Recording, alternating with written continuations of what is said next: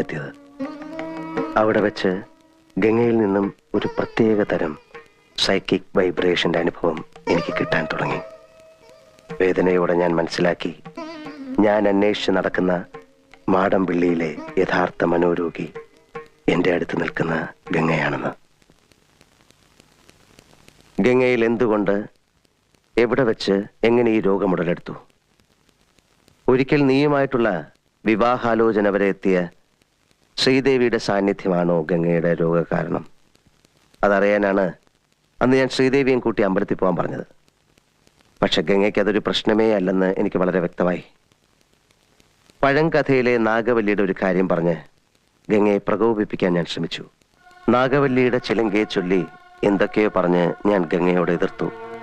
ഗംഗ പ്രതികരിച്ചു. അതിശക്തമായി, അസാധാരണമായി. അപൂർവമായ ഒരു മനോരോഗത്തിന്റെ അഗ്നികുണ്ഡങ്ങൾ